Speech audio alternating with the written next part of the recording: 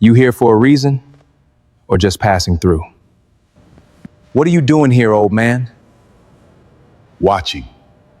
Then get on the mat and watch from closer. Oh!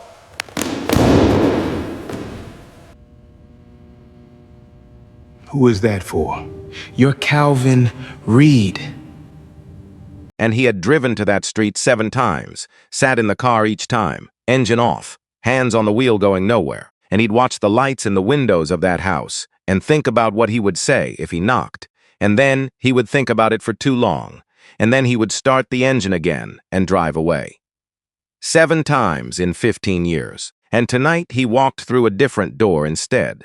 And the boy whose name he'd been carrying since 2010 was standing 20 feet away and moving through a sparring drill with the ease of someone who had never once in his life considered the possibility that he might not be the best person in whatever room he occupied. And he had no idea. Calvin Reed sat down on the bench along the wall and folded his hands in his lap and looked at nothing in particular and waited. The gyms smelled the way gyms smell when they're real. Not the kind that smells like new equipment and corporate branding, and the kind that smells like work. Rubber and chalk and the particular salt of effort accumulated over years. And Kingsley Fight Academy had been on DeKalb Avenue for 11 years, and it looked at concrete under the mats, fluorescent lights that hummed at a frequency just slightly off pleasant, and a trophy case near the front desk with fingerprints on the glass that nobody ever cleaned because the people who trained here didn't care much about the glass, and what they cared about was the mat. Tuesday afternoons belonged to the advanced class. That meant equipment already set up before the students arrived. And that meant Coach Greer at the far end running footwork patterns with 2 of the junior students before the main session began, moving among them with the quiet authority of someone who had been doing this long enough that the teaching had become instinct. And 54 years old, gray at the temples, a scar over his left eyebrow from something he'd stopped explaining years ago. And he ran the kind of gym where the coach was not the loudest person in the room. He ran the kind where a single word from him carried to every corner without effort. He saw Calvin the moment. Calvin sat down. He didn't walk over, didn't signal, and didn't change what he was doing in any visible way. He simply registered the man on the bench, the way you register something you've been quietly expecting, and then he returned his attention to the footwork drill and kept his face exactly where he wanted it. And that was the first thing. Nobody else noticed. Damon Price arrived 2 minutes into the session, which he would have told you was exactly on time, and which was in fact 2 minutes late, but nobody argued with Damon about things like that because it wasn't worth the conversation. And he was 25 years old, and he moved through the door the way he moved through most things, with the physical fluency of someone who has been trained to use his body well and has spent long enough doing it that it stopped being training and became simply the way he existed. And he was good. He was genuinely, verifiably, impressively good. 3 years regional champion, 2 gym records. A way of reading a training partner's body that some fighters develop over decades and some never develop at all. And you could dislike Damon Price if you tried. But you had to work at it. And because he was charming, in the particular way of people who don't need to try to be charming, and that charm was not a performance, and it was just him. And the problem with Damon was not his talent.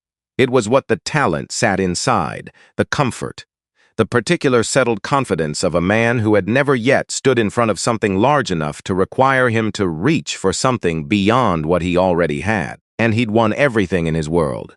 His world had not yet shown him its full size. Terrence Odom was already on the heavy bag when Damon arrived, working it with the rhythm of someone who has hit the same thing 10,000 times and found a kind of peace in the repetition. And Terrence was 23, and quieter than Damon, and more careful in his observations and less careful in his words, and which was the specific combination that would cause him trouble before the night was over. And he looked up when Damon walked in. Late, he said. Technically present, Damon said. Technically 2 minutes late, in the vicinity of on time. Terrence hit the bag. That was agreement in their language. The rest of the advanced class arrived over the following few minutes, and 6 students total, all of them carrying the easy physical confidence of people who have spent enough time in a place that the place has become an extension of themselves. And they spread across the mat with the practiced choreography of people who know exactly where they're going without having to look. Nobody looked at the bench. Nobody looked at Calvin. And he was there the way a piece of furniture is there, registered, filed under not relevant, forgotten, except for Noah. And Noah Reed was at the far end of the gym, working the bag there. He was 22, lean in the way of someone who trains hard and eats when he remembers to, with wrapped hands and a training rhythm that was notably precise for someone his age. He'd been at Kingsley for 2 years and showed up one day, paid 6 months up front in cash, didn't explain himself beyond the basics. The staff assumed he was running towards something.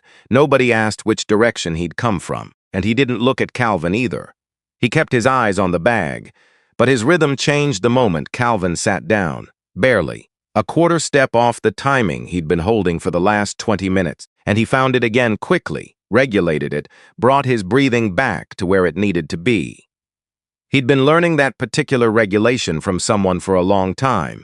It lived in his body the way learned things do below the level of thought, available without being summoned, and he did not turn around. He knew exactly where Calvin Reed was sitting. He had known from the moment he heard the side door open. Frank Bullock arrived a few minutes after the session started, and 69 years old, moved like he'd decided that hurrying was something other people did. He had a gas station coffee, and he found a folding chair at the edge of the seating area, and he lowered himself into it with the deliberate care of a man who intends to stay. And Frank came on Tuesdays. Had for 3 years. His grandson had trained at Kingsley briefly, and when that chapter ended, Frank kept coming. People assumed habit or loneliness or both. He didn't correct them. He settled, looked around, his eyes found Calvin. He held there a moment, and, not staring the peripheral attention of an older man who has learned that looking directly at something sometimes causes it to change. His hand turned the coffee cup slowly, and the quiet math of a man who had seen a lot of things and was trying to identify what category this particular thing belonged to, and he took a sip. Said nothing.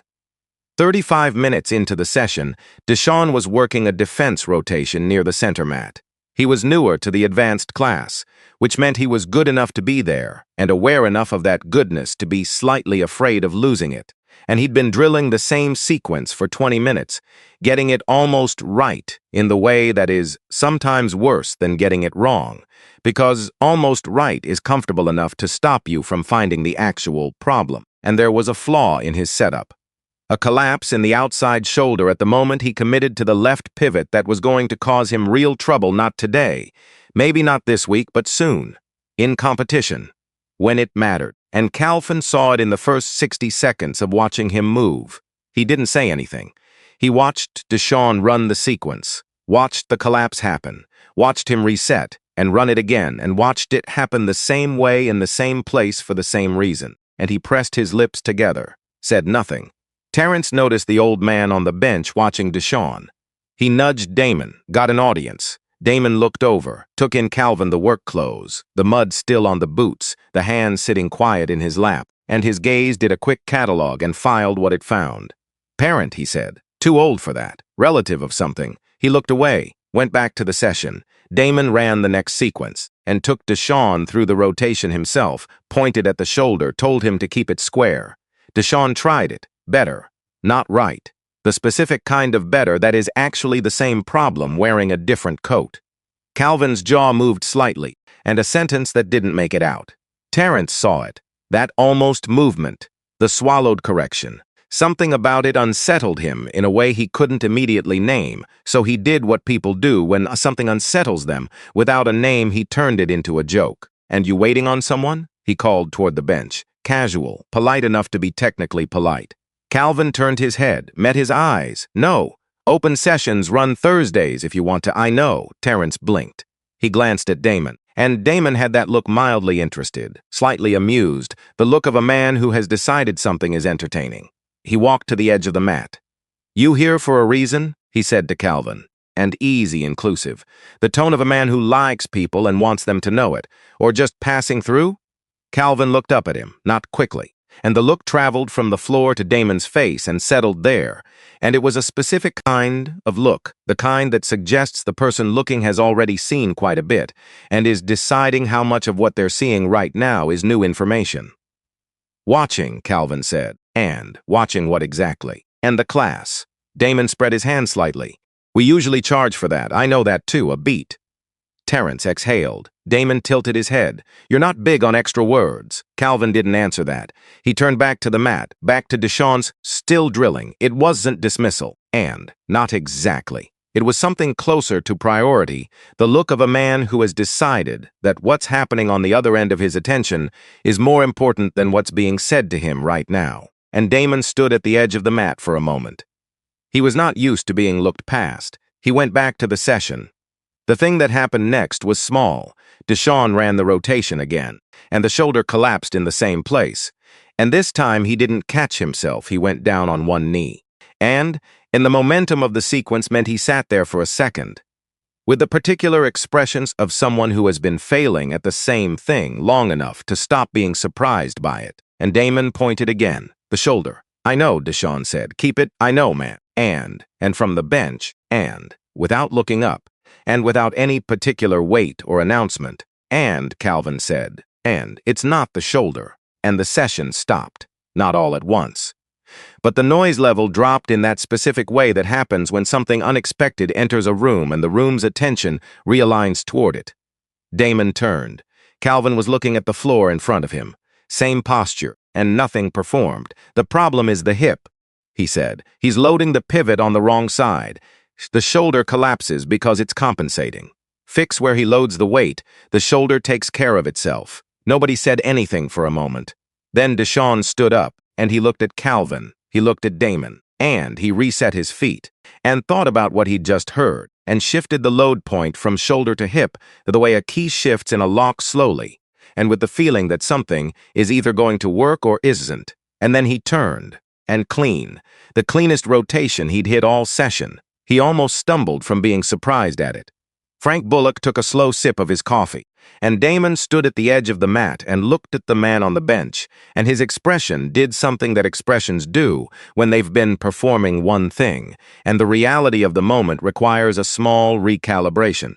The ease was still there, but something behind it had gone quieter and started paying attention. And where'd you train, he said. Calvin looked up.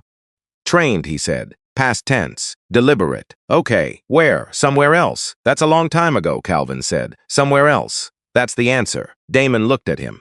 Then he went back to the mat. But his eyes found the bench once before he settled back into the session.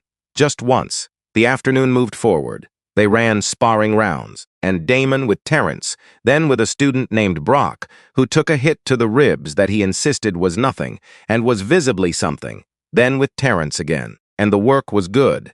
Damon was sharp, the particular sharpness that comes from having something to prove to yourself, even if you haven't named it as that yet. Terrence made a comment, quiet enough to stay between the two of them, loud enough for the nearest students to catch, and something about the old man on the bench, about what he was watching for, about whether he'd fallen asleep with his eyes open. Damon laughed, the real laugh, easy, unguarded, but he didn't look at the bench again. And Terrence, who was watching him, noticed that. Frank Bullock sat in his chair and turned his coffee cup in his hands and watched Calvin without looking at him. The thing he'd noticed was building now, and adding up piece by piece the way observations do when you've been around enough to know what to do with them. The posture, the way the man's weight sat, not casual, not tense, something more precise than either, and the way he'd watched Deshawn's movement in the first 60 seconds and identified a flaw that 6 months of coaching hadn't named. The way he read the room without appearing to scan it. And the thing in the shirt pocket. Frank had noticed that too, and the brief contact fingers against something small and hard under the fabric that Calvin had made twice in the past hour. Not nervous, not a habit, something with a different quality than both. And the way you touch something you owe. He set his coffee on the floor. He leaned forward slightly, and his mind was doing the slow arithmetic of a man who'd read enough reports in enough different rooms to know what certain combinations of things tend to add up to, and he wasn't sure yet what this particular sum was, but he was getting there. And Noah hit the bag at the far end of the gym. He'd been there the whole time, and present in the room the way furniture is present noticed once, filed, not returned to. He was working the same combination he'd been working for an hour, which should have been repetitive and wasn't, because he was refining something small each time, and a quarter-inch of adjustment in the elbow, a fraction of a second in the timing, the kind of incremental work that only makes sense if you understand that 1,000 small refinements become one true movement. He glanced over his shoulder, and just once, quick, his eyes found Calvin, found Damon, found the space between them. He turned back to the bag, hit it harder for one combination, then regulated again. The comments got less careful around 4:30, and, not aggressive, neither of them was built for outright aggression, which is sometimes more dangerous than the direct kind, because it never gives you a clean place to respond to. It stayed in the language of humor, and light, offhand, performed for an audience was technically an entire room, and Terrence was the engine of most of it. Damon joined when the moment felt right. The tone was the specific tone of men who are comfortable in their space and have decided that someone else's presence in it is an inconvenience they're being very good-natured about. Age jokes and occupation jokes. The particular kind of humor that operates in the gap between welcome and contempt and calls itself neither. Some students laughed. The nervous laughter of people who sense something is slightly off-key but don't know how to name it. And Deshaun didn't laugh. He was working the bag on the other side of the mat, and he had the face of someone doing math they're not pleased with. The rotation had stayed clean for 4 reps after Calvin's correction. He didn't know what to do with that, and he'd been in this gym for 8 months, and the problem had lived in his body for 8 months, and a man in work clothes sitting on a bench had named it in 11 words, and he didn't say anything, but he didn't laugh. Calvin sat still. Coach Greer moved among the students with quiet corrections and did not look at the bench and did not intervene. That was the second thing. Terrence was the one who went too far, and it wasn't the worst thing a person could say. In isolation, without context, it was the kind of sentence that floats past without sticking, but context is everything. And in the context of a Tuesday afternoon in October at Kingsley Fight Academy, and with a particular accumulation of the past hour hanging in the air of the room, and it landed differently than Terrence intended. And old guys who can't do anything anymore, he said, and loud enough to perform it, and gesturing loosely toward the bench, and they sit and watch. And that's the move at this point, right? Just take up space. That's basically what's left, some laughter. Smaller than he'd probably expected, Damon made a sound that was almost a laugh. His eyes went immediately to Calvin, checking. Calvin's hand went to his shirt pocket, and he didn't move it away. His fingers rested over the pocket and stayed there, over whatever small hard thing was inside it, and he was quiet for 3 seconds that felt longer than 3 seconds. And then he pressed both hands flat against his thighs, and he stood up. Not dramatically, not in the way of a man performing a dramatic moment. He just stood the way a man stands when he has decided something, and the deciding is finished, and what remains is only the doing. And the room noticed, not all at once, and gradually. And the way a room notices weather changing, one person looks up, and then another, and then the looking becomes the atmosphere instead of something in it. And Damon watched Calvin stand. His expression was doing something complicated. The ease was still there at the surface, but under it something had shifted position. He couldn't have named it yet. He would be able to name it later. "You heading somewhere?" he said, and Calvin's eyes moved across the room, slowly, not a scan, something more deliberate than a scan. He looked at the mat, at the students, at the equipment along the wall, at Frank sitting forward in his chair, and at Noah, who had stopped hitting the bag and was standing with his back to the room and his wrapped hands at his sides. Then he looked at Damon. "No," Calvin said, "I'll take the mat." The room got very still, the kind of still that is not about quiet. Terrence's expression shifted, and, surprise at the front of it, something harder to read underneath. The other students stopped their drills in the gradual way of people whose peripheral attention has pulled them away from what they're doing, and Damon looked at Calvin for a long moment. "You sure about that?" "Not a question, one round," Calvin said, "no more." Damon looked at Coach Greer.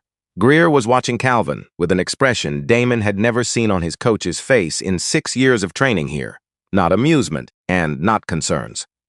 Something that had no good single word, the look of a man standing at the arrival of something he has been expecting, without letting himself expect it, and he didn't move to stop it. That was the third thing. And that was the thing that told Damon, somewhere below the level of where he was paying attention, that this moment was not what it looked like from the outside. But he didn't let himself follow that thought to where it was going. He spread his hands, the generous, easy gesture of in his own kingdom. "Let's see it then," he said. Calvin reached down and untied his boots, and he set them beside the bench. His socks were plain, worn thin at the heel.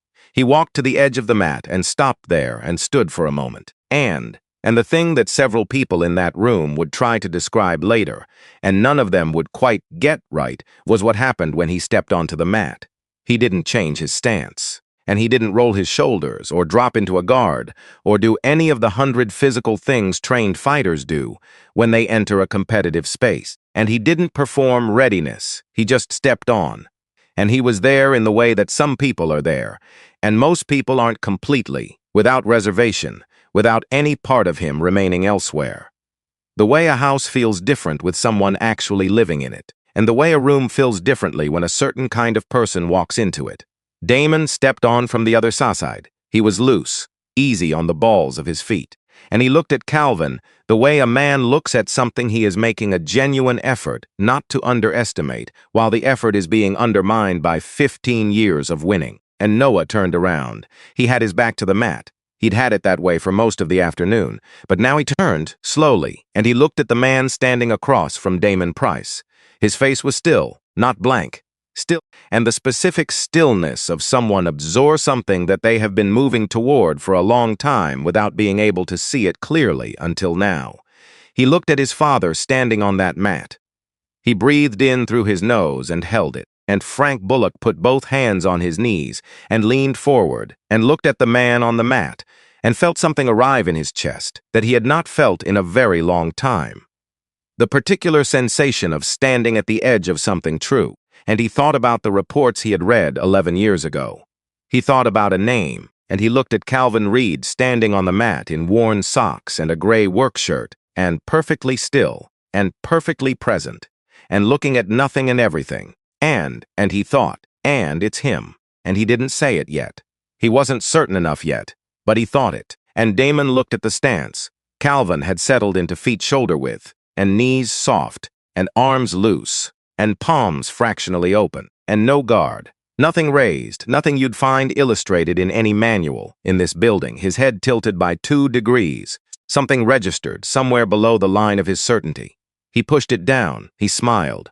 "All right, Calvin," he said, "show me something." And the man, who had driven to a particular street 7 times and never knocked, and who had carried a name in his pocket for 15 years, who had sat on a bench in a gym for 2 years, waiting for a courage that never quite arrived, that man stood on the mat and without any drama or announcement, and the most present thing in the room. And not the biggest, not the loudest, not the youngest, or the most decorated or the most impressive by any of the measures that had ever been applied in this building, just the most present. And outside the high windows of Kingsley Fight Academy. And the October evening was doing what October evenings do in Georgia, cooling fast, and light changing, and the day deciding it was finished. But inside, the lights hummed on, and something that had been waiting a long time was finally beginning. And the first thing Damon did was test him. Not commit, just test. A quick reach for the wrist, the kind of opening move that tells you what you're dealing with before you show what you have, fast, controlled. Not designed to land so much as to measure, and to see what flinches, to see what doesn't. Calvin didn't flinch. He wasn't there, not dodged, not blocked. The place where Calvin had been was now 4 inches different from the place Damon's hand arrived at, and a shift so small it shouldn't have been enough. It was enough. Damon's fingers closed on air, and his momentum carried him half a step past center before he caught himself. He recovered instantly, good enough to make it look like he hadn't needed to. But his eyes changed, and only slightly. The ease was still on his face, the way ease lives on the faces of people who have worn it long enough that it stops being a choice. But behind it, something had gone quiet and started paying attention in a different way than it had been paying attention 30 seconds ago. And Terrence said something from the side. A joke about reflexes. Two students laughed. Damon didn't. He circled. Calvin turned with him. Small pivots. Nothing wasted. The way a compass needle turns, not because it's trying to, but because that's what it does. And he wasn't watching Damon's hands specifically, or his feet specifically. He was watching all of him, the whole shape of the man, the way his weight distributed before he committed to anything, the way his breathing was still casual but wouldn't be for long. And Damon came in again, faster, a feint left, driving right, going for the collar with the grip that worked in competition twice in the last 14 months. Calvin stepped inside the drive, not away, inside, and, half a step, body turned, and suddenly Damon's arm was past his shoulder. And they were too close for the technique to function, and Calvin simply stood there while Damon's brain processed a geometry that had gone wrong faster than he'd been able to track it. And he disengaged, reset. The room was quieter now. Terrence had stopped talking. Deshawn, at his bag, had his hands at his sides and was watching with the focused attention of someone who is learning something they didn't sign up to learn today. And Frank Bullock's coffee cup was on the floor beside his chair. Both his hands were free, his elbows were on his knees, and his eyes were steady, and he was doing the arithmetic faster now, assembling pieces, getting closer to a sum, and Calvin stood in the center of the mat, arms loose, nothing raised, the palms open at his sides the way they'd been since he stepped on, not as a fighting position, not as a statement, just as the natural resting place of hands that had learned to be ready without looking ready, and he hadn't raised them once. Damon Price had been training since he was 14 years old, 11 years of it. Early mornings, late evenings, the specific exhaustion that belongs to people who push past what's comfortable on purpose and stay there, and he had trained under Greer for 6 of those years. He had competed and won at levels that most fighters in a gym this size never reach. And he had been hit hard enough to lose consciousness twice, to lose the ability to close his left hand properly for a week after a bad lock, to lose a tooth to a right cross that a bridge had been covering for 3 years. He knew what he was doing on a mat, and he knew what his body could do, and how to make it do those things, and how to read the body across from him, and translate what he read into action. This was not something he was wrong about. His confidence in this was, by any reasonable standard, earned. But Calvin was not behaving according to anything Damon knew how to read. Not because the movements were strange or exotic or unfamiliar in style. It was closer to the opposite. And Calvin's movement was so stripped down, so completely without decoration, that there was nothing to anticipate. Most trained fighters give you something before they move. A shoulder that drops slightly. A weight shift that telegraphs the direction. And the body tells on itself constantly, to anyone who's learned to listen for it. Calvin's body said nothing in advance. It only responded. And it responded to things Damon hadn't done yet. That was the part that was hard to explain afterward, to the students who asked. And it wasn't that Calvin reacted quickly. It was that he seemed to already be in the right place before the reason to be there had finished arriving. Damon came in a third time, committed now, and he drove low. And going for the legs, and a takedown he had landed cleanly 100 times in training, and twice in competition, and he trusted it, the way you trust something that has worked that many times. And Calvin dropped his weight, half an inch. The adjustment was so small it was almost invisible. But it changed the geometry entirely. Damon's grip found the outside of the thigh instead of the inside, and the leverage was wrong, and then Calvin's hand came down onto the back of his shoulder. Open palm. The contact was light enough that you could argue it barely happened, and it redirected everything. Damon's own force carried him down, and to the side, and one knee hit the mat before he caught himself and got back up. He hadn't been thrown, and hadn't been taken down. He'd been moved by a touch that barely qualified as a touch. He stood up, brushed nothing off his knee, looked at Calvin. Calvin had not moved his feet, and the room was very quiet in the particular way of people who have just watched something they don't have a category for. Coach Greer, at the far end of the mat, had his arms crossed and his face in the configuration it went to when he was working very hard to keep it unreadable, and he had seen the weight drop, he had seen the palm redirect, and something in him had recognized it not as a martial arts technique from a particular school or style, but as a language, older than schools and styles, and the language of people who learned to read movement because the alternative to reading it correctly was not losing a match.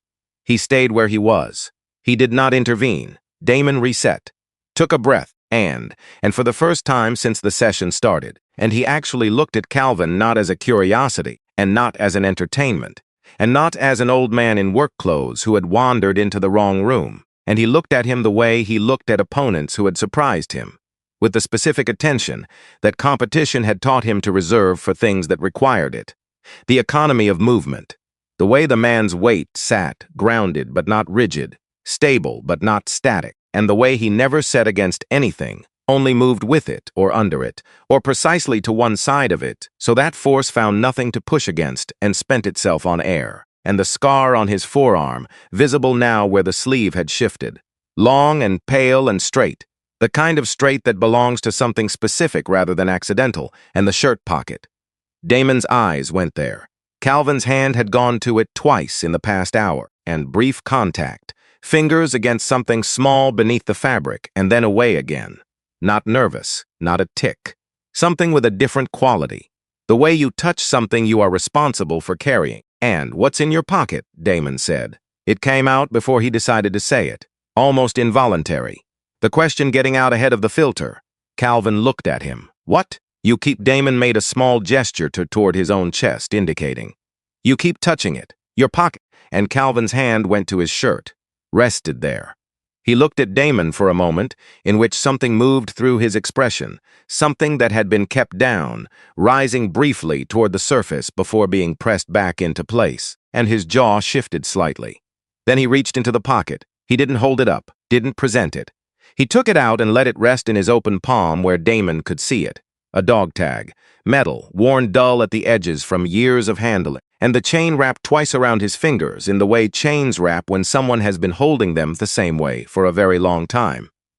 Damon looked at it. He was 12 feet away, and he could see the shape of letters stamped into the metal, could see that there was a name, couldn't read it from here. Something happened to him, quiet and fast, like a door opening in a room he'd stopped going into. Not a feeling with content yet. Just the shape of a feeling, and a vibration at a frequency he recognized without being able to say where from.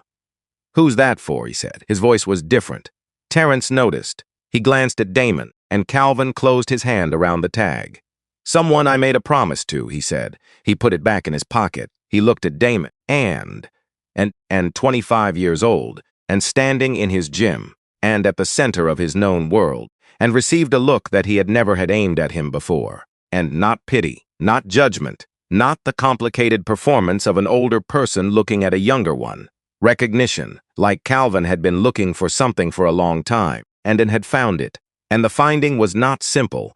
Damon felt something move through him that he couldn't name. He pushed it aside, reset his feet. We're not done, he said. And he came in again. But it was different now, and behind the technique, behind the trained body of a man who had spent 11 years making himself good at this, there was something else moving. Something that didn't have words. Something that was just starting to wake up, and Frank Bullock stood. He did it slowly, the way he did everything carefully, with the economy of a man who doesn't spend movement he doesn't have. He set the coffee cup on the chair. He walked to the edge of the mat. He stood there. And he watched Damon's fourth attempt to drive with real commitment behind it, the kind that comes from frustration meeting pride, dissolve against Calvin's non-resistance. And Damon pushed hard, and Calvin was in a slightly different place, and the force found nothing, and Damon's stumbled half a step past him, and Frank's jaw moved. He pressed his lips together. He had served at Fort Bragg from 1988 to 1993. He had not been in a special operations unit, and he had been adjacent to one, the kind of adjacent that means you read the reports and attend the briefings and know the names without knowing the faces, without being in the room where the real things happen. And he'd been adjacent to enough of it to understand what he was looking at on that mat. And the movement wasn't a style, it was a history. I know who you are, Frank said, quietly. Not performing it, not announcing it for the room, just releasing a sentence into the air in front of him because he had held it long enough. Calvin turned his head toward him and didn't step off the mat. Frank met his eyes straight. Fort Bragg, Frank said, 88 through 93. I wasn't your unit, but I read the reports after. He stopped and steadied something. After Nevada. After 2010, the room was very still. Damon stood on the mat. He had stopped moving completely. The word landed somewhere in him, and he didn't know yet where it had landed or what it had hit on the way down. Nevada, he said, flat, and barely a word. Frank looked at him with the care of a man who has delivered difficult information before and knows that the moment just before it lands is the last moment before things change. And a training operation, Frank said. Fort Churchill facility, 2010, and something went wrong, the terrain, old infrastructure. Nobody's fault in the way that some disasters belong to 100 small decisions made by different people over years who didn't know they were connected. He paused. There was a decision made under pressure, a signal given, and a man who didn't follow the signal because he saw people who were going to die and he couldn't leave them. Frank's voice stayed level, and it cost him something to keep it there.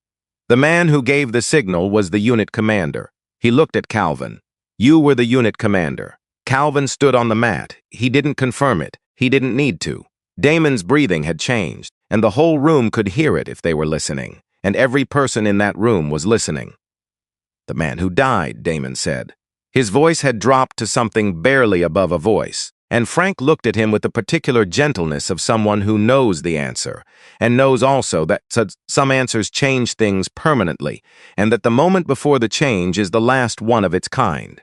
I think you already know, Frank said, and I think that's why you've looked at this man the way you have, since you first saw him, not because he was on the bench, because of something else, something you couldn't place. The gym held all of that, and the fluorescent lights hummed on above them, and indifferent, even, and lighting everything the same, and Damon's hands were at his sides. He was not moving. The name arrived in him not as sound but as something older than sound, as a presence, as the specific weight of a particular laugh, a particular voice, the smell of someone's jacket in a car in winter. His brother, Reeve Price, and 31 years old in 2010.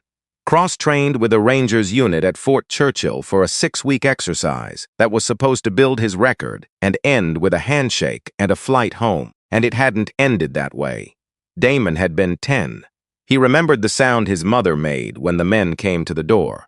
He had never heard anything like it before that night and had spent 15 years hoping he would never hear anything like it again. And he remembered not understanding, and then not being able to stop understanding no matter how hard he tried. He remembered being 15, in the kitchen, one of his uncle's friends with too much in him saying too much, and saying a name, the commander who gave the wrong order. That was the version he'd been handed, not as a weapon, just as the thing the people around him believed, the truth as they understood it with the information they had. Calvin Reed, and he had taken that name and put it somewhere inside himself and let it sit in the dark the way unexamined things sit in the dark, doing the slow work that unexamined things do over years. And he hadn't known how much work it had done until right now. You gave the wrong order, Damon said, controlled, flat in the way of a man holding something in with both hands. Calvin looked at him. That's one version, he said. That's what happened, and that's what some people were told happened. Damon's hands closed, opened again, the trained body trying to stay out of this, the trained body losing. Then tell me what happened, he said. Coach Greer walked onto the mat, and not fast, steady. He came to stand to Calvin's left, and he looked at Damon, and his face was no longer the coaching mask. I need to say something first, Greer said. Damon looked at his coach. I knew who he was, Greer said. Before tonight, I'd read enough to know. He held Damon's gaze without flinching from it. I didn't tell you. I'm not going to pretend I forgot or that the moment never came up. I made a choice, and I watched this man sit on that bench every Tuesday for 2 years, and I made a choice every week to let it be what it was. The silence in the room had weight now. Why, Damon said. Greer looked at him steadily. Because you've spent 6 building something real here, and real skill, real discipline. And there are things I cannot teach you, Damon, because I don't have them, and I never will. And you stopped being able to learn them from me because you already know everything I know. And he paused. You needed to be in a room with whatever was on the other side of the worst thing that happened to you, not to fight it, to see that it has a person in it. Damon stared at him. He looked at Calvin. 2 years, he said. You've been coming here 2 years. And Calvin said nothing. And you never said anything to me. No, why? Calvin stepped off the mat. He moved to the side, to the edge, and he stood there and he put his hand in his pocket and he held the tag and he looked at the floor for a moment. And then he looked at Damon and he talked, not loudly, not as a story constructed to land well. Just the facts, in the order they happened, worn smooth from being carried so long. Fort Churchill, a training exercise, November 2010, and night operation, live terrain, 2 teams running an extraction simulation. Reeve Price was on Calvin's team, had been for 3 weeks of the 6-week exercise. And Calvin knew him well enough by then to understand what kind of man he was, the kind that other men around him straightened up for, without knowing why they were doing it, and not because of rank, because of something that rank doesn't confer. 40 minutes from the end of the exercise, a retaining berm on the eastern edge of the facility gave way. Old structure, poor maintenance, and 100 small failures accumulated over years by people who didn't know they were connected to each other or to this moment. 2 men from the other team were in the path of it. Not opponents in the exercise, colleagues, and real people with names and families, and lives that extended beyond the perimeter of that training facility, and Reeve was the closest man with the right angle to reach them. Calvin gave the signal to hold. The protocol said hold. The recovery team was 6 minutes out. Every piece of training, every procedure, every decision tree he'd ever been given said hold. Reeve heard the signal, and he looked at Calvin, and then he went. He crossed to those 2 men, and he got both of them out of the path of what was coming, and the berm finished its collapse and took with it the section Reeve was crossing to get back. And both men are alive, Calvin said. One of them has 3 children. I have checked on them. I've checked every few years since 2010 because I needed to know that what Reeve did meant what he intended it to mean. He looked at Damon, and his voice, and still level, and still controlled, and carried something underneath it that controlled things carry when the thing being controlled is large. And your brother made his own decision. He heard the signal, and he saw 2 people who were going to die, and he could not leave them. And that is not a failure of my command. That is who Reeve Price was. I have known that for 15 years. I have also carried the fact that I gave the signal to hold, and that he disobeyed it, and that he did not come back. Both of those things are true at the same time. He stopped, and I was his commander, Calvin said. He was my responsibility. I have not had one day in 15 years where I did not know that, and I could not come to your door. I tried. 7 times over the years I drove to your street, and I sat in the car, and I could not make myself get out. The room was the quietest it had been all night, not the quiet of nothing happening, and the quiet of too much happening, all in the same place at the same time, with nowhere to go. Damon stood very still, and he was doing something that was visible on his face.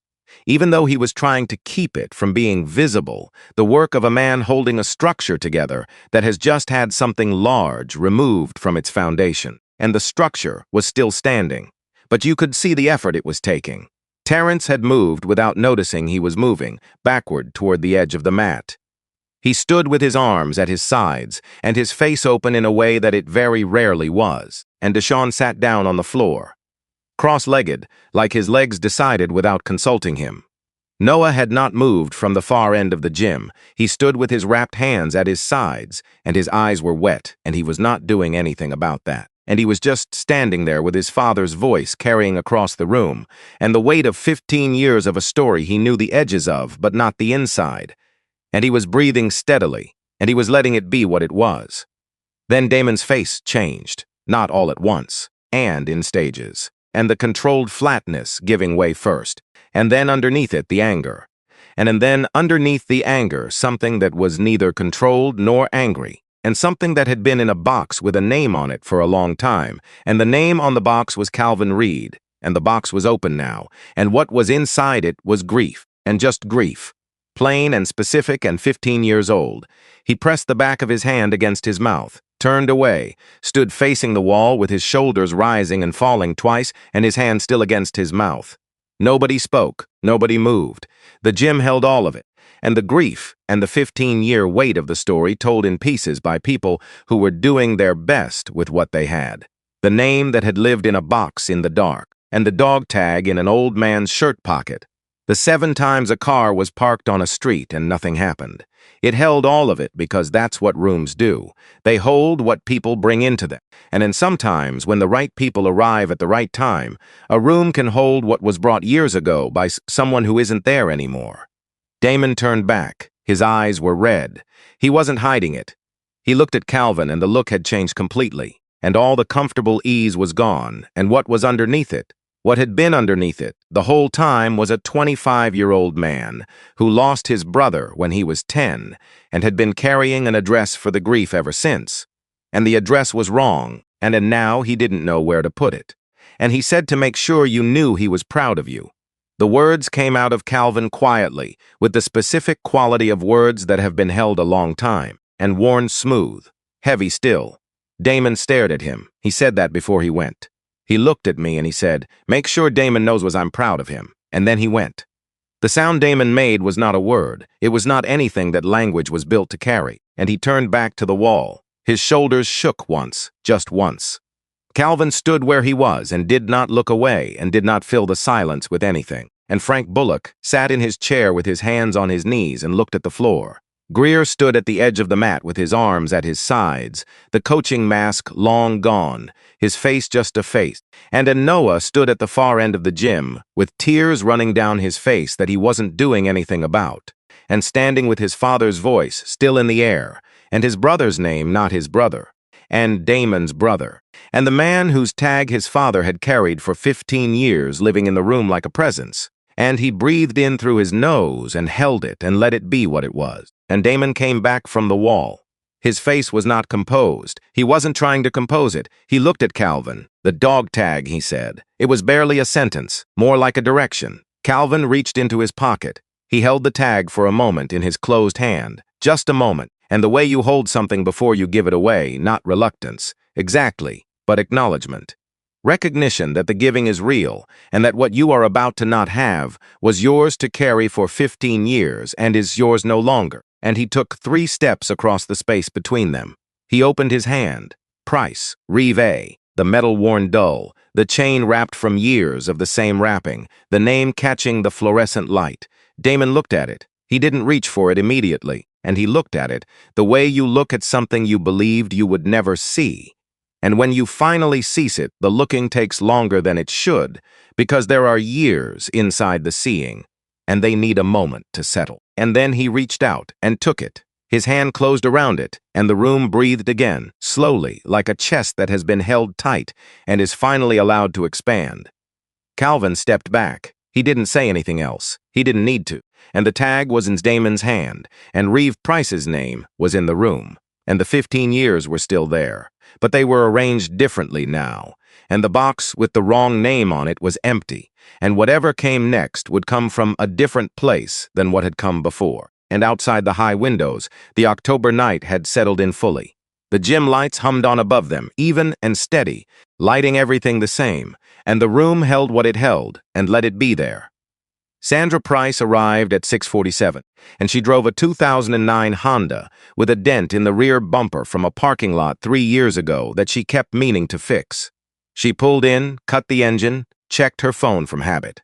Nothing. And she tucked it back in her purse and got out and walked toward the entrance of Kingsley Fight Academy the way she walked toward most things steadily, without hurrying, with the particular quality of a woman who has learned that speed rarely changes outcomes. And she pushed open the door. She saw him immediately, and her purse slipped down her arm to the crook of her elbow, and she stood in the doorway with one hand still on the handle. And she looked at Calvin Reed, standing near the edge of the mat, and the 15 years between that moment and the last time she'd seen his face collapsed into nothing, and just gone. Like distance that exists until it doesn't. He had aged. Of course he had. Lines in his face that weren't there before. More gray than not. And something in the way he held himself that was the same, and something that wasn't. The way all people carry time in their bodies differently than they carry it in their faces. He was looking at her. He'd felt her come in before he saw her, and he'd been looking at the floor. And the way he'd been looking at it since stepping off the mat, and since saying what he'd said, and since putting the dog tag in Damon's hand, and stepping back and letting the room be what it was. But he felt the door, and he turned, and he looked. And for one moment, specific and suspended, the kind that exists outside of the normal movement of time, the room ceased to exist for both of them. And there was only the 15 years, and the thing that lived in the center of it. And Sandra walked toward him, not fast, not performing anything, and just walking across the floor of a gym in Harlan, Georgia, and on a Tuesday evening in October, and toward a man she had thought about more times than she could count, and had never expected to see standing in a room her son trained in. And she stopped in front of him. She reached out and put her hand on his arm. Just her hand. Just his arm. That was the whole of it. And in Calvin Reed, who had stood still through everything that evening, through the mockery and the challenge and the 4 attempts that found nothing, and the revelation and the grief and the dog tag passing from his hand to Damon's, closed his eyes for 2 seconds. 2 seconds, and then he opened them. And Damon had turned back from wherever he'd been facing, and he watched his mother cross that floor, and he watched her put her hand on that man's arm, and something in his chest moved in a way that had nothing to do with the training he'd spent 11 years acquiring, and it moved the way things move when the ground shifts not violently, but completely, along lines that were there and are now visible. Sandra turned to look at her son, and her eyes were steady. Not dry, she wasn't pretending anything, but steady. The eyes of a woman who has had 15 years to make a kind of peace with something and has made it imperfectly, the way peace with hard things is always made. "Come sit down," she said. Not a question, and they sat on the bench along the wall. The same bench Calvin had occupied for most of the evening, the wood worn smooth from years of people sitting on it while they watched other people train, and Sandra in the middle, Damon to her left, Calvin to her right, enough space between each of them to be intentional. The other students had moved to the far end of the gym without being told to. Terrence had taken himself to the heavy bags, and Deshaun was doing something with his wraps that didn't need doing. The room had understood, in the wordless way that rooms understand these things, that the bench belonged to someone else right now. Frank Bullock remained in his chair, and he didn't pretend he wasn't listening. He was 69 years old, and he had earned the right to witness things honestly. He sat with his empty coffee cup in both hands, and he listened. Noah stayed at his bag. He wasn't hitting it, and he was standing beside it with his face toward the wall, wrapped hands at his sides, not hiding, giving the thing space to be what it needed to be. He had learned that from somewhere, and it lived in him the same way. The breathing regulation lived in him below the level of thought, available without being summoned. And Sandra looked at her hands for a moment. Then she looked at Damon. "I'm going to tell you something I should have told you a long time ago," she said. "And I want you to know before I say it that I didn't keep it from you to hurt you, and I kept it from you because I thought protecting you from it was the same thing as helping you." She stopped. Something moved through her face and settled. "I was wrong about that, and I've known I was wrong about it for a while. I just couldn't find the beginning of the sentence." Damon said nothing. He was watching her with the specific, careful attention of someone trying to receive something without dropping it. "Reeve called me," Sandra said, "and the night before the exercise. You were asleep. It was after 11. She looked at her hands again, briefly, then back at her son. He called to check in the way he always did, and we talked about regular things for a while. And then near the end of the call, he said something that I wrote down after, because it didn't make sense to me when he said it, and I wanted to be able to look at it again." She pressed her fingers together in her lap, and he said, "Ma, and if something ever goes sideways in this work, and you know it's never because the people around me didn't do their jobs right." And he said that, those exact words. Damon's jaw was tight. "I didn't know what he was preparing me for," Sandra said. "I thought he was just being Reeve. Being the kind of man who thinks about the people he loves far enough ahead to try to give them what they'll need." She paused, "And I understand now what he was preparing me for. I just didn't know it at the time." "He knew," Calvin said. His voice was quiet, and not intruding on the space between mother and son, just adding what was true. Sandra looked at him. "He knew," she said. She looked back at Damon. After she said, "There were people around us who had a version of what happened. People who cared about us, and people who were angry on our behalf, and wanted there to be a reason, and wanted the reason to have a face." She was careful with each word, not scripted. Careful. I let that version settle in. And it was easier than the other version. The other version was that your brother saw two people who were going to die and made the decision he had been making his whole life, the decision to go toward the thing, not away from it. That version didn't have anywhere to put the anger, and Damon looked at the dog tag in his hand. He had been holding it since Calvin placed it there. He hadn't put it down, wasn't sure yet what to do with his hands if he put it down. And the version we had, he said, and the one I had, I know what version you had. And Sandra said gently, and I know where you got it, and I know what you did with it. She reached over and put her hand over his, over the dog tag, over his closed fingers, over the 15 years of a name kept in a box. I should have talked to you about it directly.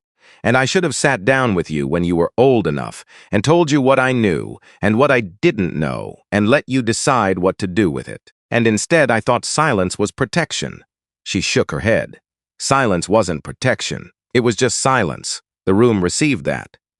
Calvin looked at the floor. The two men he pulled out, he said. He wasn't speaking to anyone specifically, and just saying what was true into the room.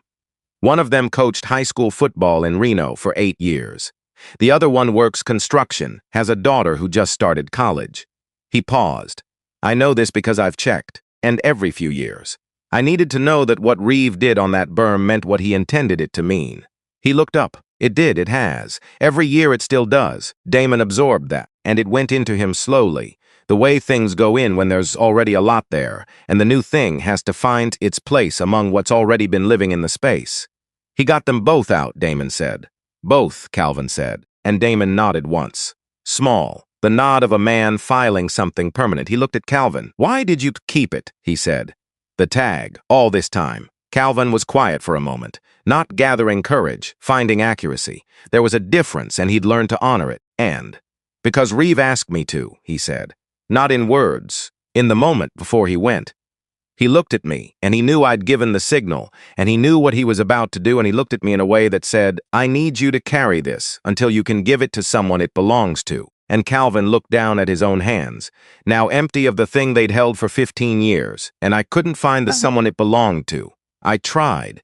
7 times I parked outside your house and sat there, and every time I thought about what I could give you, that would be worth what it would cost you to open the door and find me on the other side.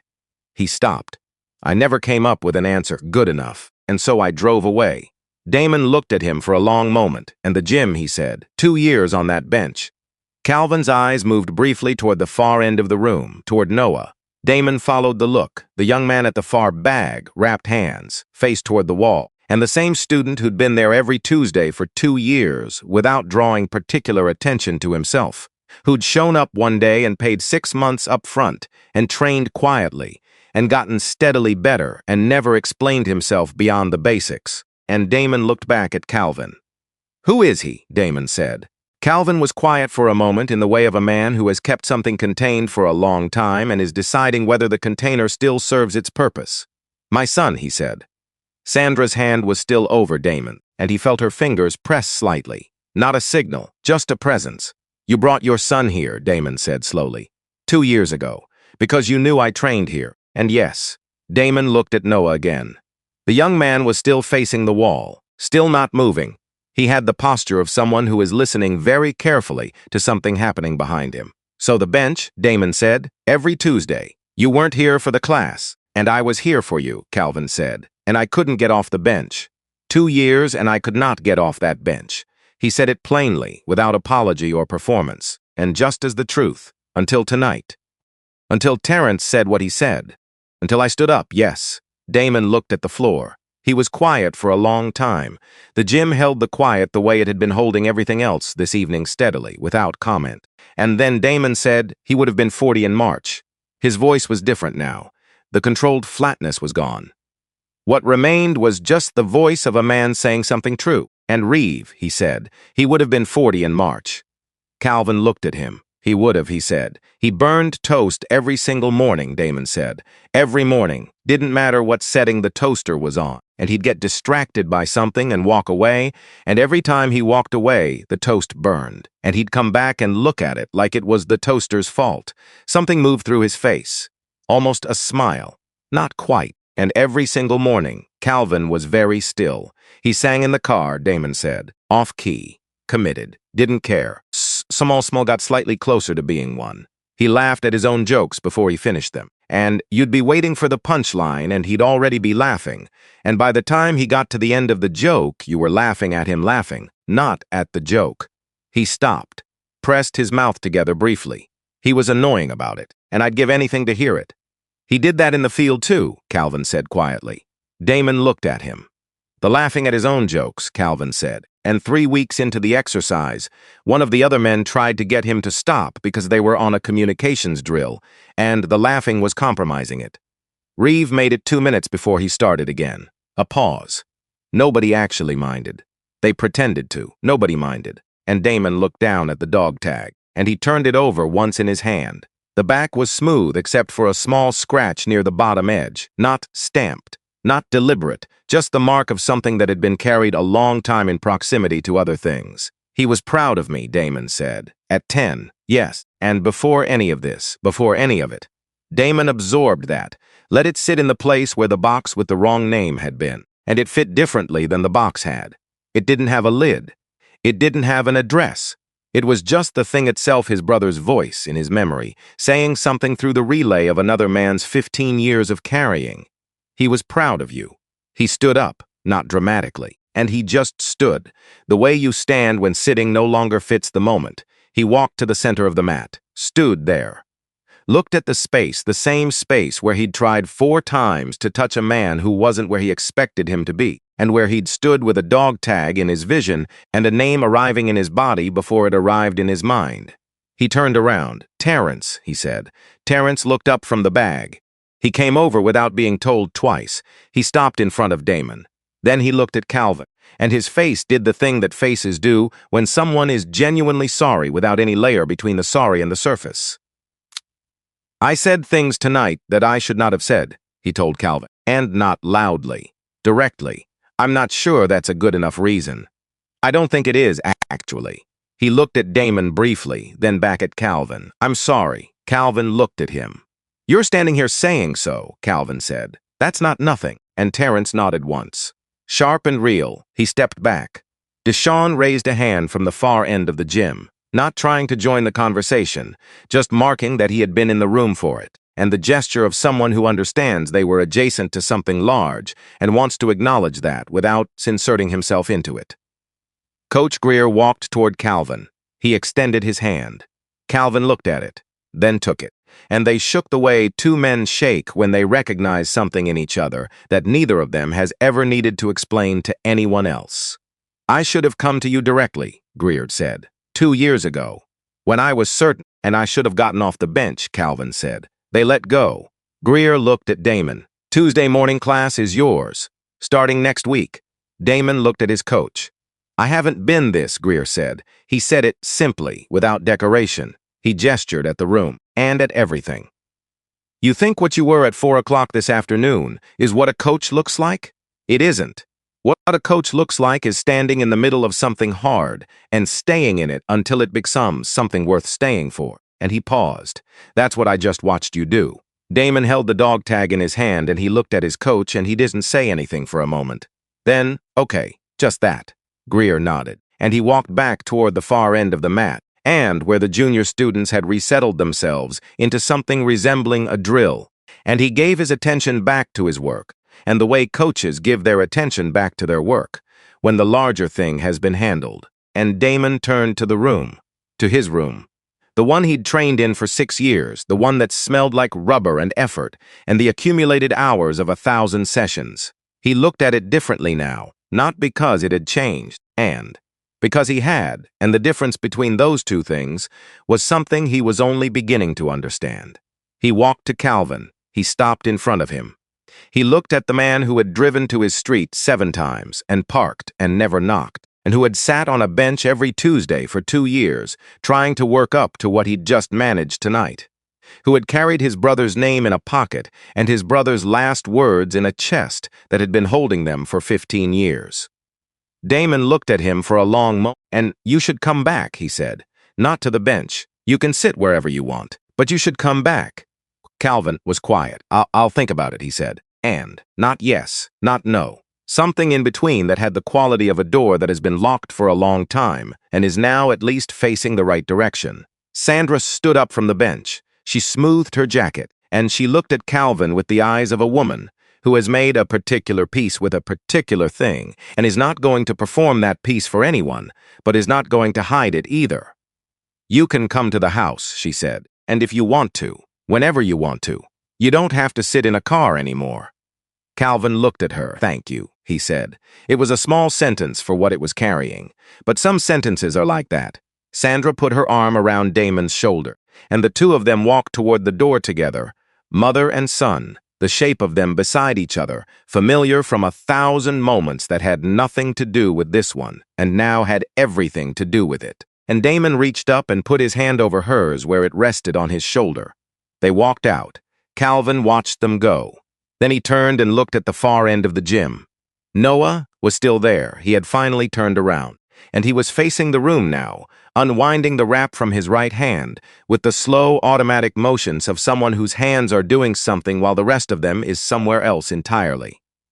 His eyes were dry now, and had been for a while, but the redness was still there. He looked at his father. Calvin looked at his son, and they held that for a moment, the specific silence between two people who know each other well enough to know what the other person needs, and are deciding simultaneously whether to provide it or give it space.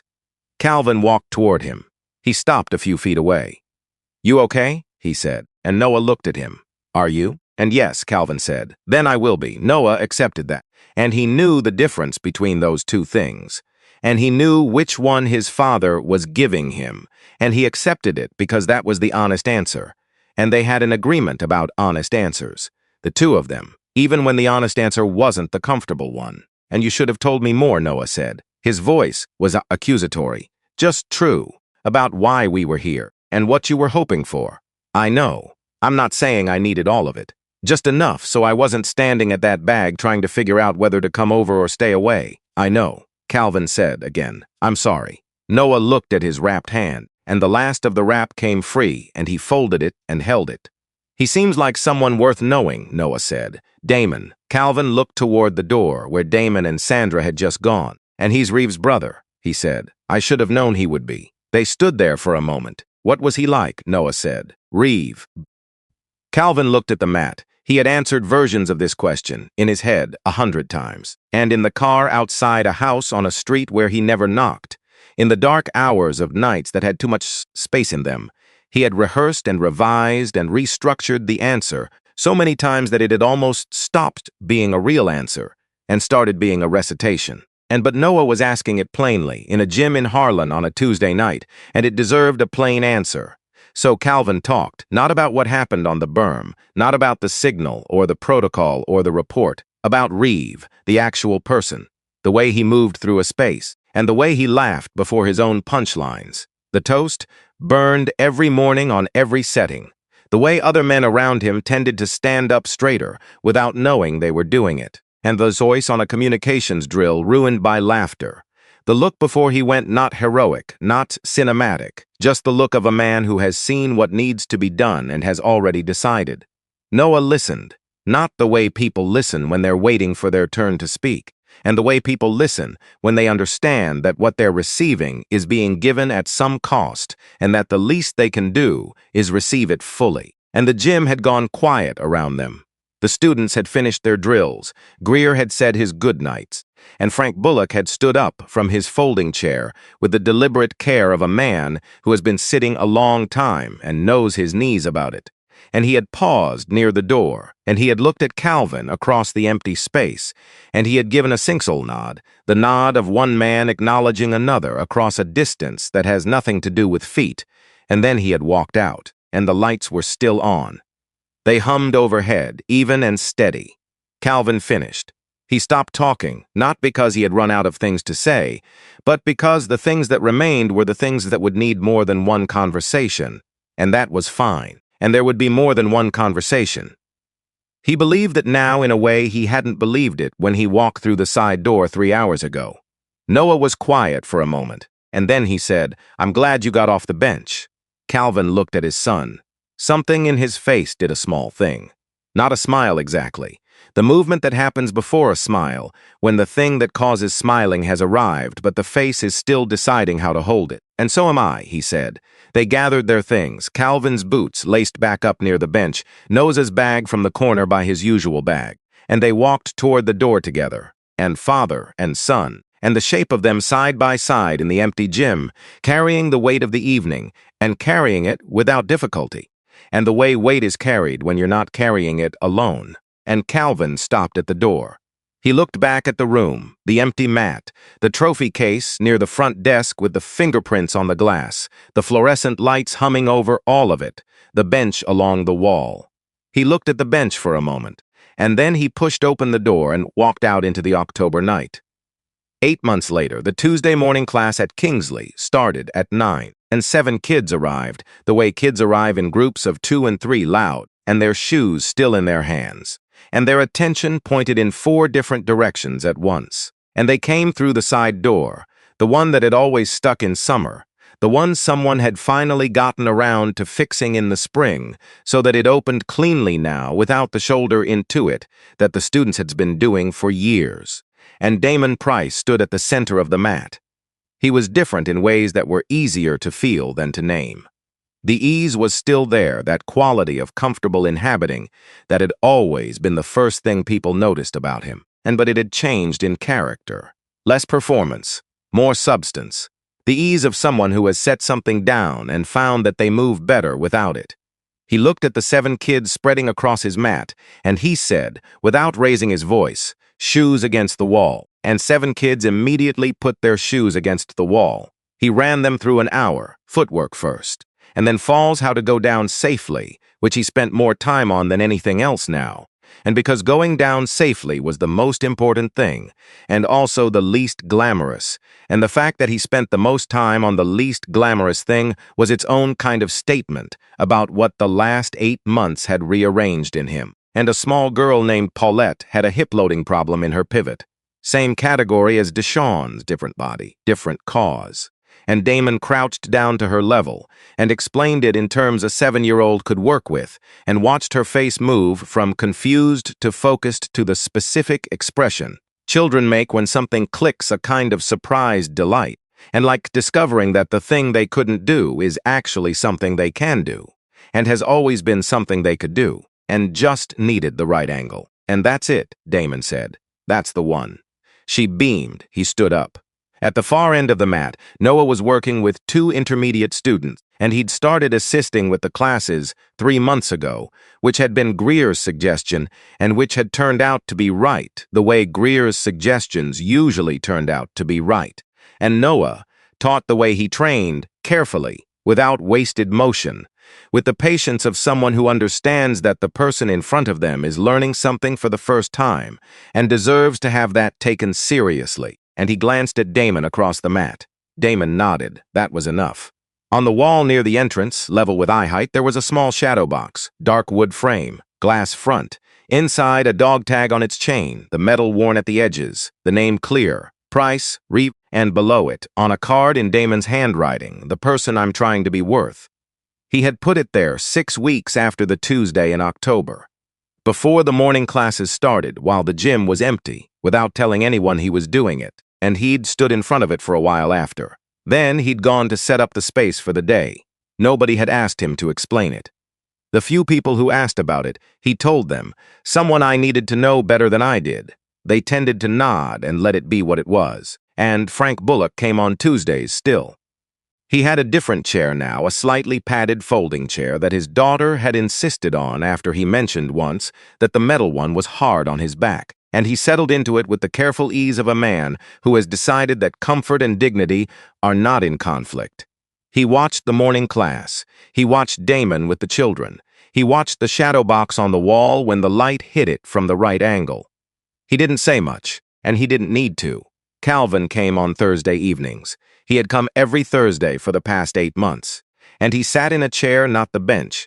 The bench had become something he was glad to leave to other people, and he watched Noah assist with the intermediate class, and sometimes during the water break, Damon would come over and they would talk, and not long conversations, not easy ones always. The relationship between them was not a simple thing, And it was not going to become a simple thing, because some histories don't simplify, they just become histories you carry differently.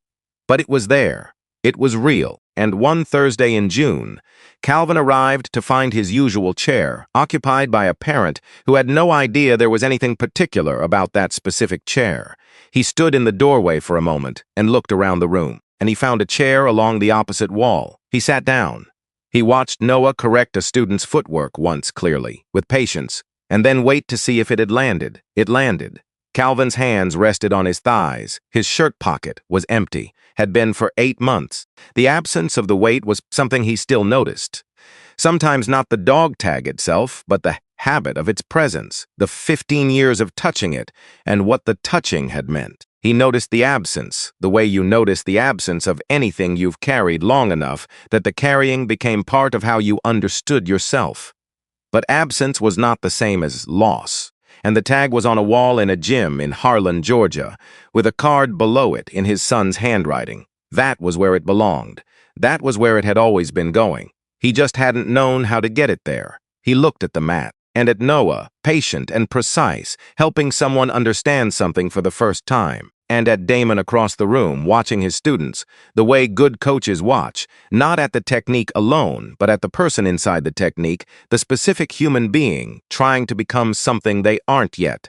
At the shadow box on the wall, at Reeves' name, and outside, through the high windows of the gym, and the summer evening was long and slow. The way summer evenings are in Georgia light that doesn't want to quit, and heat that stays in the air past when it's welcome, and the particular quality of a long day that has decided to take its time ending. And inside, the lights were on. The mat was full. People working, getting better, putting things down, picking up what was worth the carrying.